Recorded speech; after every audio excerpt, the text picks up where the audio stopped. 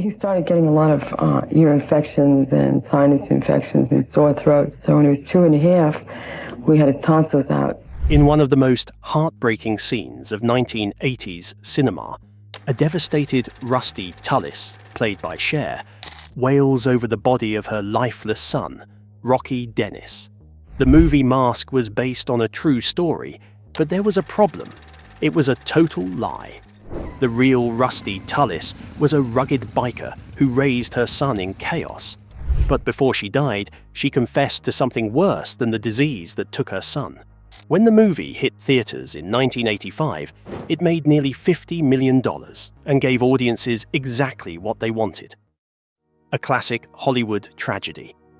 Everyone sat with popcorn, weeping at the story of a resilient boy with a terribly disfigured face and cheering for his fiercely protective but misunderstood mother. The studio served us a masterpiece of emotional manipulation, carefully designed to make us feel inspired by a story that was, in reality, incredibly dark. People like stories where deep trauma is instantly cured by maternal love. But the human mind is infinitely more complex, and the harsh reality of this family was watered down and refined. The woman Cher played was a polished, glamorous anti-heroine. The actual Florence Rusty Tullis was a high school dropout by the time she was 15. She had worked as a dancer at Coney Island, ran with hardcore motorcycle gangs, and fully embraced a life fueled by heavy partying and dangerous decisions. She didn't use substances to cope with the heartbreak of her son's terminal illness, as the movie depicted. She used them because she was a rebel living precariously on the edge, and that had its consequences. The terrifying truth is, on the morning 16-year-old Rocky Dennis was found dead, his mother wasn't weeping helplessly over his bed. She wasn't even in the house. Today, we are tearing down Hollywood's facade and exploring the psychology of a mother who was forced to face the unimaginable, revealing the jaw-dropping true story that the studio executives were too afraid to show. Because behind the awards and the millions of dollars, Rusty held on to a parenting philosophy so extreme it affected the final hours of Rocky's life. But to understand how Hollywood completely erased the truth, let us first have to look at how this story actually began, with a restless baby and a routine surgery that turned into a waking nightmare. Rocky is born. Roy Lee, Rocky Dennis, was born to Rusty Tullis on December 4th, 1961, in Glendora, California. He was a fussy, newborn baby with a seemingly normal future ahead of him, but almost immediately, Rusty felt something was off. He wasn't just crying. He was sickly and seemed to be suffering in a way nobody could quite explain yet. Plus, he wouldn't stop crying unless someone rocked him. So, every night, an exhausted Rusty, her own eyes heavy with sleep deprivation, would stand in the dark, clutching her newborn to her chest. She would sway back and forth for hours on end, every single night. He was eventually nicknamed Rocky because, as a sickly infant, he violently refused to close his eyes unless someone physically rocked him for hours. As Rocky grew into a toddler, he became a chronically sickly child. The kind of toddler who always seemed to be fighting off a fever, always congested, never 100% healthy. Because of his constant ear and sinus infections, doctors scheduled a routine tonsillectomy to drain the blockages and finally give the toddler some relief. But when the X-ray technician looked at the 2-year-old's scans, they noticed something chillingly wrong with his skull. There were shadows and bone densities that made absolutely no sense medically. That simple hospital trip turned into nearly a year of terrifying weekly visits to UCLA Medical Center. Rusty spent months sitting in sterile waiting rooms, watching specialists examine her toddler with increasingly grim expressions. They poked, they prodded, and they desperately searched for an answer to the strange, unnatural bone growth expanding beneath her son's face. In 1965, those visits finally culminated in 2 words that changed the family's lives forever. A diagnosis so rare, doctors had only seen it 6 times in human history: craniodiaphyseal dysplasia, also known as Lionitis, The medical reality of craniodiaphyseal dysplasia is absolutely merciless. Abnormal calcium deposits begin to aggressively accumulate within the skull. The bones thicken, pushing outward, distorting the face into what society cruelly labeled a mask. But what happens on the inside is much worse. The relentless bone growth slowly compresses the brain, blinding the patient, taking away their hearing and wreaking havoc on neurological functions. It also causes blinding, head-splitting headaches that no child should ever have to endure. The medical experts looked Rusty dead in the eye and told her to prepare for the worst. Her son would be completely blind. He would be severely intellectually disabled. And, most devastating of all, he would be dead before his 7th birthday. But Rocky was the exception to the rule, and he defied every single medical textbook and record. Rocky didn't just survive past his 7th birthday, he lived an exciting life, living past his supposed expiration date by nearly a decade. He didn't succumb to the intellectual disability the doctors promised either. Instead, he graduated junior high as an honors student. He was sharp, witty, and fiercely independent. He even started a side hustle, tutoring his classmates for $3 an hour. Rocky spent his days memorizing the intricate constellations of the night sky. He went to summer camp and fell deeply, genuinely in love with a blind girl. A girl who couldn't see his distorted features but saw absolutely everything else that made him beautiful.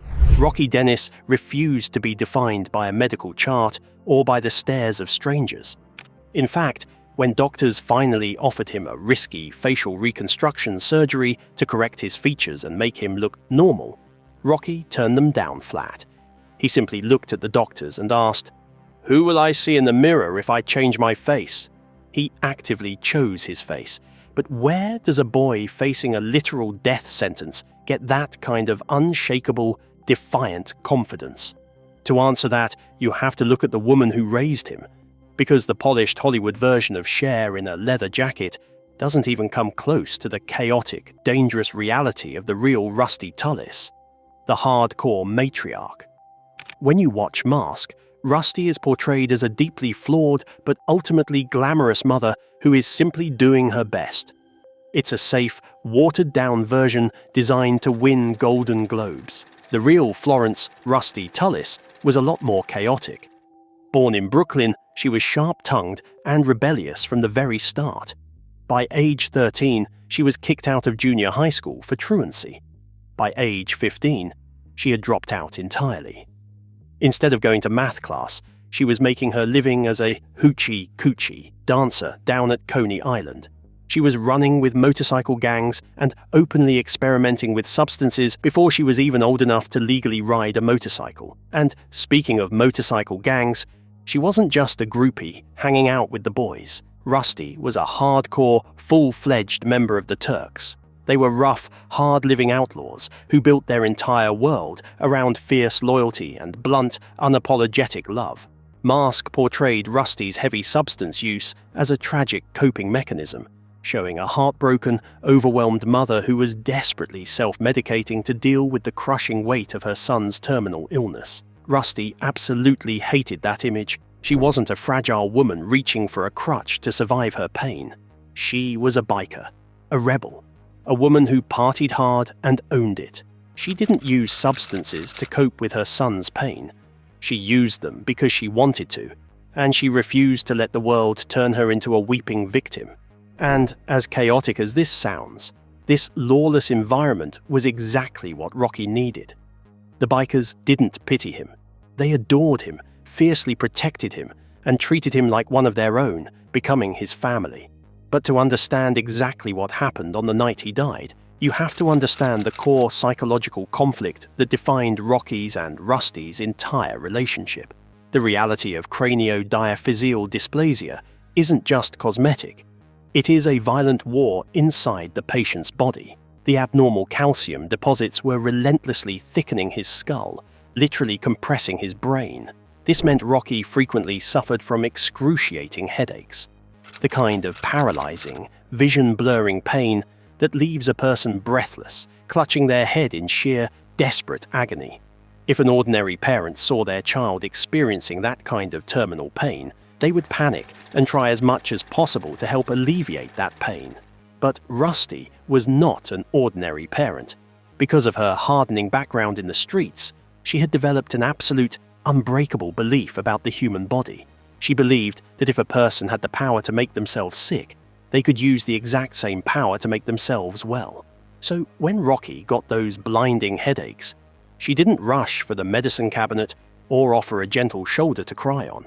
Instead, she would look her son in the eye, point toward his bedroom door, and tell him to go inside and make himself well through sheer willpower, expecting him to sit in the isolation of his room and mentally conquer a terminal disease that was physically crushing his brain. Rusty never apologized for her methods, and she certainly never viewed them as cruel. In a rare moment of reflection about her life and her choices, she dropped a direct, chilling quote that perfectly sums up her entire psychological makeup. "I always thought I was perfectly normal, that the rest of the world is nuts." She really believed she was helping Rocky build armor against the harsh world and toughening him up. She was refusing to let him become a victim, forcing him to fight his own battles from the inside out. And maybe, in some twisted, miraculous way, it worked.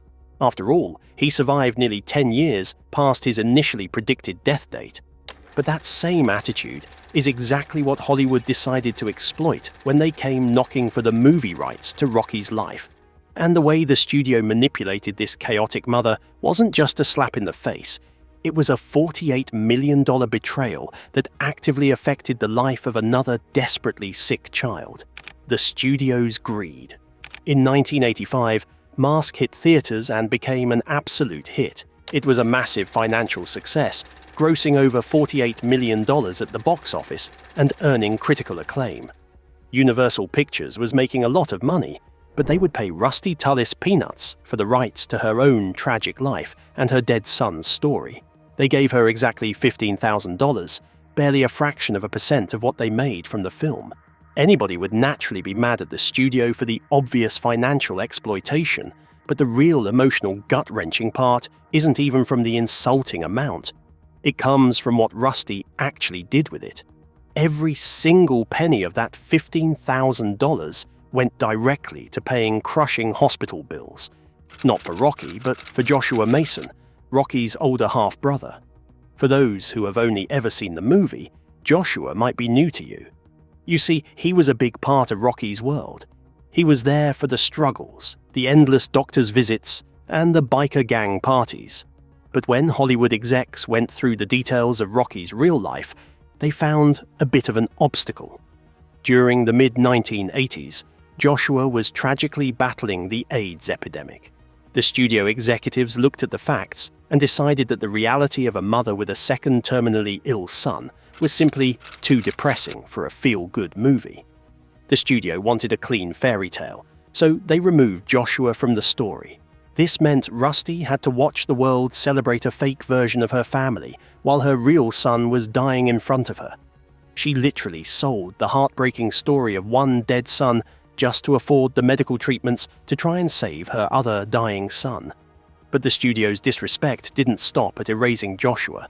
They also decided to erase Rocky's ultimate passion, his deep love for literature, history, and geography, just to save money, leading to a live television showdown and a massive $19 million lawsuit. Rusty proved she would gladly go to war to defend her son's memory in the daylight, but it is what happened on the actual night Rocky passed away that remains the hardest reality to swallow. Because the tearful movie ending you remember never happened at all. By the fall of 1978, Rocky was 16 years old. He had completely beaten his original 7-year death sentence, but the disease was finally winning the war for his body. On the evening of October the 3rd, Rusty and Rocky, who was confined to a wheelchair, went out to a restaurant for dinner with their family of bikers. When they got back to the house that night, Rocky got another skull-crushing headache like nothing he'd felt before. And true to the philosophy she had followed since he was a child, Rusty didn't panic. Nor did she call an ambulance or rush him to the emergency room. She looked at her son, sent him to his bedroom, and told him to make himself well. He went to his room, lay on his bed, closed his eyes, and tried. But this time, he never woke up. On the morning of October the 4th, 1978, Rocky Dennis passed away silently in his sleep. He was 16, just weeks away from his 17th birthday. Now, in the movie, Cher discovers his lifeless body and then collapses into a fit of devastating cinematic grief. But the truth is that when Rocky's body was discovered the next morning, Rusty wasn't even in the house. She was sitting in her lawyer's office, dealing with a substance possession charge. It was her partner Bernie, the real-life biker that Sam Elliott's character in the movie was based on, who had to make the horrifying phone call to tell her that her son was gone. It is an uncomfortable reality. But real grief doesn't always look like an Oscar-winning performance. Universal's goal was to make money, and that story wasn't going to sell. They desperately needed to show a moment of maternal grace, so they smoothed the jagged edges of an incredibly complicated woman. But despite this, Rusty kept her ultimate promise to Rocky. He died at home, in his own bed, completely free from the cold indignity of hospital machines. But losing Rocky was only the beginning of her tragedies, because the fiercely defiant woman who lived her entire life at full throttle was about to face one more challenge that would test her to the extreme: the death of Joshua. Losing one child is an unimaginable horror that permanently shatters most parents. Losing two is a level of psychological devastation that can break anybody, and by 1987, Rusty had buried both Rocky and Joshua. But Rusty Dennis fiercely refused to be broken. She didn't wallow. Instead, she turned her entire life around. She packed up the heavy memories of her past, relocated to San Francisco, and, in a twist nobody saw coming, she took up Buddhism. She traded the lawless, adrenaline-fueled chaos of her biker days for a quieter, more grounded existence. She took her gritty, unfiltered past and weaponized it for good by beginning work as a counselor and dedicating her days to helping people facing severe, life-threatening substance abuse.